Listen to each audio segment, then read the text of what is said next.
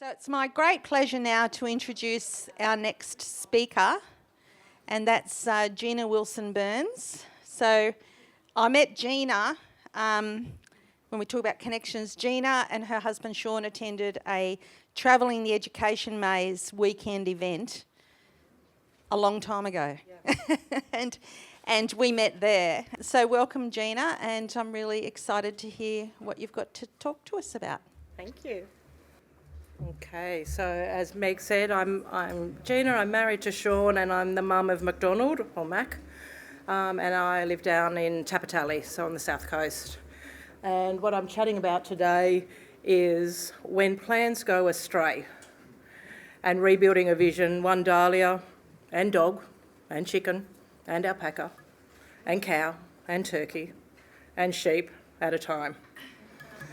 So welcome back everyone, and thank you for having me. I feel privileged to be gathering with you on Dharawal land, Dharawal country today, and pay my respects to elders past, present and emerging. And so I'm here to talk about what happens when your best laid plans don't go to plan. Or more precisely, when they get completely sideswiped by something no one saw coming, even though the signs were blinking there in fluorescent pandemic font. So let's rewind. Our son Mac was born in 2003. A premature birth and some bumps along the way saw Mac's future become one of severe disability, tetraplegic cerebral palsy and vision impairment. He'd need support for all aspects of daily life.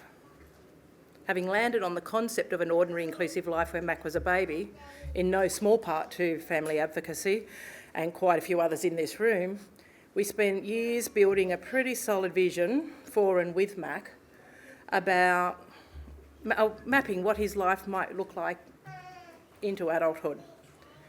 He attended mainstream preschool and daycare.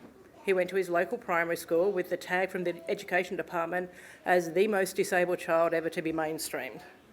And despite some early teething problems, we did have a very successful period through his preschool and primary years. He was surrounded by natural supports, deeply engaged in the community, thriving in his own way, and we had these big, bold and hopeful plans for his future. Mac had been able to contribute to this with his yes-no foot switches and augmented communication. In fact, so successful was his primary school, by the end of it, he and his school were featured as one of 10 exemplars of education in relation to the disability standards. It was part of a parliamentary inquiry, and there was 10 national case studies, and he was one of them. So then came high school, you know, the magical time in every parent's life where the wheels wobble just a bit. For us, there were some tough times in an often hostile and unwelcoming school environment. We definitely found ourselves in a rebuilding phase, reimagining phase. Thankfully, not too far into high school, things started looking up. The school had seen some leadership changes that were now having an impact. Mac and his peers were older, wiser, stronger, and maybe a little bit more bolshy. We had momentum again, thankfully, and soon enough Mac was heading into his senior years. So much of his success of his early inclusive years really came to the fore during the Year 10 formal planning. That's a 100% student-managed event. I got a phone call from one of the students. What words do we need to use to explain to the caterers how to prepare Mac's food? I can call, I offered. No, we can, they said. We just need to use the right words to make sure they blend it right. And so they did. Also, they asked, you said Mac was going to have Harry as his support person. Can you tell us how much that will cost so that we can share that amount across everyone? Harry had been a few years above these guys at school, and he and his girlfriend agreed to be Mac's supports for the night. It was an adult-free event, so they didn't think there should be adults there. I was shocked. Oh, you don't need to do that, I replied. Their response was that it wasn't fair that Mac should pay more than them to attend the same function. These were 16-year-olds with that sort of insight. I guess that shows the importance of inclusion and how being part of your community has a positive, far-reaching impact. And honestly, I think we should hand the NDIS to a bunch of 16-year-olds and they might actually fix it. Anyway, things were definitely on track with where we'd hoped they would be when we talked with Mac over the years about his future. He was about to enter year 11. He'd chosen to sign up for 3 subjects. We were building a house specifically designed around his long-term needs and dreams. It was our collective dream house, but truly his dream life. We were hopeful, and then we heard rumblings. You know those vague whisperings on the internet where people you trust are saying, this might be something? It was early talk of COVID. We'd heard pandemic warnings before, but this one felt different. We weren't sure what to make of it. I remember in late January 2020, we were headed to a pool and spa show. Priorities, right? You know, that dream house. We stood in the car park wondering, is this safe? It was mostly outdoors, and COVID wasn't, knowingly in Australia just yet. Everyone else seemed unconcerned, so we carried on. Unrelated, 3 or 4 weeks later, Mac had a rare cold, and we kept him home from school just to be safe. But in that small act, the retreat began. COVID arrived in Australia. Now, Mac had always been a robust individual. Despite his severe disabilities, he was never a kid we had to wrap in cotton wool. His last stint in hospital was when he was a 3-year-old. But we rang his doctor just to check, and her advice, Mac and COVID cannot meet. She knew his history, the inflammatory response from a flu that landed him in ICU, the one that contributed to his significant brain injury when he was just 6 months old. So that was it. Mac would need to be completely shielded. And with that one sentence, everything changed. We pulled back, not just a little, all the way. We were a little bit ahead of the curve. We'd made the decision that Mac would stay home from school before they were forced to close, and Sean had already made the call he needed to shift to remote work teaching journalism at the UAW. But we had no idea when or if it would end. Suddenly all those beautiful ideas, our carefully considered plans were shelved. The house we designed for social living, full of guests, friends, schoolmates, would be empty, with just the 3 of us rattling around in it. The dream of creating a farm where backpackers or woofers could share our table, bring their stories and connect with Mac, gone for now. And our post-school market idea, Mac Dogs, little bit fancy sausages on rolls, named from one of his school nicknames, not going to happen anytime soon. We retreated to keep him safe, and honestly, we did not know if we would ever get back from that. I remember someone from Family Advocacy calling and asking if I wanted to talk at an event about our post-school leaving journey. And I said, no, I can't. We're frauds. We did all that work, all that hard work planning, and here we are completely isolated. It was devastating. We relied as best we could on social media to stay connected. In fact, we still do a Friday night Zoom with Sean's family who's scattered around the country. And I'd say we've actually only missed 5 or 6 Fridays since April in 2020. But the vision, the dream, it was still solid and it was still real. And that's what saved us. The family farm, 100 acres, eventually went into Mac's name, held in trust for him. He's the 6th generation custodian from our family to have responsibility for this land. The farm is now young McDonald's farm. And slowly we started thinking, what can we still do? What's safe and what still fits the vision? Our first step was small but important. Hip camp, light touch camping on private land. We opened up 1 site, then 2, and now 4 sites for camping scattered across the farm. It was low risk and outdoors. In the past 2 years, we've had 180 bookings, people from all over the world. Some meet Mac, some arrive too early. He's a nocturnal 21-year-old. He sleeps in, and it's why he's not here, because we need to run a 10 p.m. to 4 a.m. session for Mac. But every one of them gets a little insight into disability and our vision, even if it's just from the camp notes or a story at the gate. Then came Dahlias. It started with a somewhat accidental purchase of 800 tubers, and the first year was, can we grow them? It turns out yes.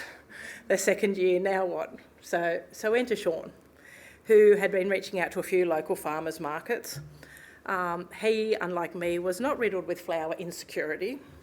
I wasn't convinced and thought, these aren't proper florist flowers, they're just ours. Then one Tuesday, our local market messaged, our flower seller's out sick, want to fill in? I panicked. I had no stall, no tent, no clue. But my friend Alison, who works with us and Mac, said, I've got a 10. Al's been our number one cheerleader and enabler for years. We knew we had a table somewhere and the square FPOS reader for Hip Camp was working.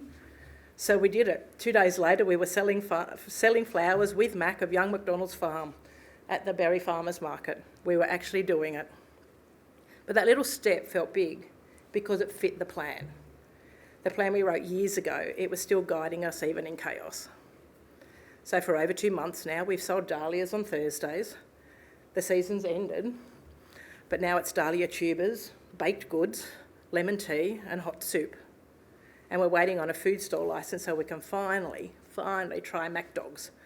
Gourmet sausage dogs. Fancy but not too fancy. So we feel like we're on our way again, but it took time. And in the thick of it, I didn't know if we'd ever get back there. The turning point came from believing in that long-term vision, having it nearby, not laminated in my handbag, but always in the back of my mind, knowing that even if we had to pivot, retreat, breathe, it was still valid and it's still worth pursuing. And over time, we've seen it come to life again. Another boost to our vision was the email message out of the blue.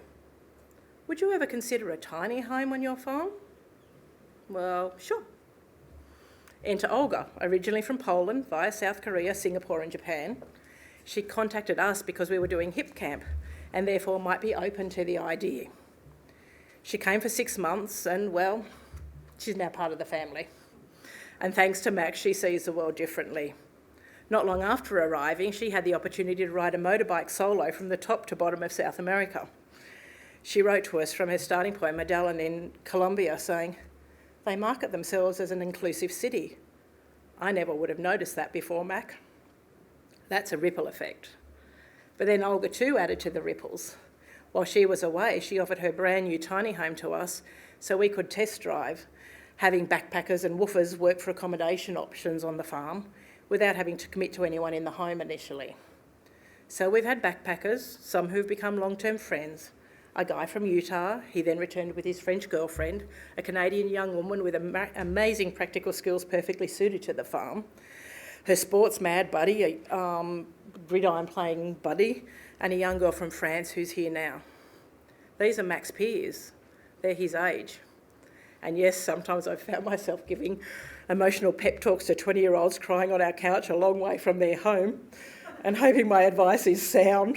But it's real, it's human, and it's connection. Last weekend for my birthday, Sean and I went out to dinner alone for only the second time since COVID began. Max stayed home with Olga and our 1-year-old dog Biscuit. And that's what we had hoped for, real natural supports. That's what was in our vision. And to be honest, it's joyful seeing it. We're not done, the ideas are still bubbling. More flowers, a farm shop, maybe a cafe, more farmhouse food ideas, QR codes on farm fences so visitors can learn how other animals sound in other languages, courtesy of Olga, our hip campers and backpackers. Did you know roosters say kukurikoo and Polish dogs say how how? We continue to spread the word via markets, campers and the broader community about shared opportunities for other young people. Maybe somebody wants to keep bees or grow mushrooms. Well, Mac might have the land that lets them try. We're not there yet, but we're back on track. We've always maintained that adversity brings opportunities and forces creativity. This last 5 years has been a study in that. So here's what I want to leave you with. Whether you're in the thick of planning or staring at the ashes of a plan that's gone awry, the retreat is okay. The pause is okay. It doesn't mean the vision was wrong. It just means you need to find a new route. Hold that vision close on a post-it note, a spreadsheet, a scribbled napkin. Speak it out loud to those who matter. Refer to it when opportunity knocks, or when it whispers, or when someone rings you on a Tuesday with a stall to fill. You never know what's around the corner, and sometimes when the dahlias bloom and the roosters sing kukurikoo, you realise you didn't lose the plan. You just grew it in a different direction. And this path is perfectly fine too. So who knows? Maybe we'll see you at young McDonald's farm one day. After all, it's a place made to be shared.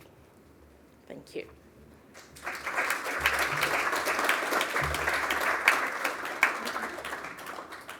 So we have got some time if anyone has questions or if Meg wants to. Yeah. I was just saying, I live at Narra Hill, which is not far from No. you. Do you do any other markets beside Berry? Not yet. The narrow ones you need to do. Well, because it was an accidental start to the markets, and so much of it is experimental and learning, and the markets actually give us a half-price stall, which even makes it easier for us to experiment and try different things out, and it's informing us that at the moment it's kind of labour intensive and we haven't got the right vehicles to do it really efficiently, but it's busy, like it's sometimes crying tired busy, but it's a work in progress, and it got us started.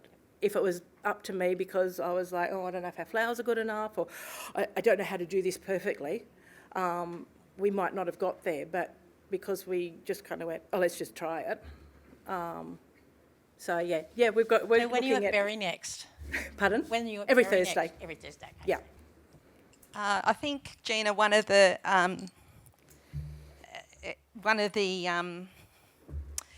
things that you've mentioned, not all of us live on a 100-acre farm No. near town, Yeah, that's right. not in the Never Never. So, but what it speaks about is using what you have and the skills that you have in the community you live in.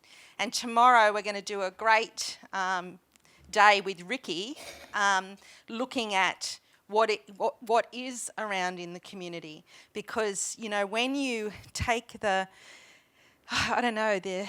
blinkers off, there are so many opportunities that we can actually take forward in conjunction with who our family member is and what they enjoy doing and like. And I know with Susanna, I found out Luca did the cards, and he's got a market stall, markets, and does your birthday cards and personalised messages, and they're really cool because they're in Braille, and they have the Braille code on the back, so you have to decipher it yourself. And anyway, I'm in a book club, so I got in touch with Susanna and said, do you reckon Luca could do me some bookmarks for my book club members? And she said, he's never done them before. And now it's sort of taken off a bit. So I said, you should offer that at the markets because people would love it. And it's become a product, So it's that thing about sharing ideas and having your mind open and talking to people that can really bring about great opportunities. And I know, Jenny, you've got probably lots of other opportunities bubbling away. Ticking away, yeah. Yeah, there are... We are very fortunate that we got to grow up on that farmland, and it stayed in our family all those years. And the adjoining properties are my dad's sisters and some of our cousins.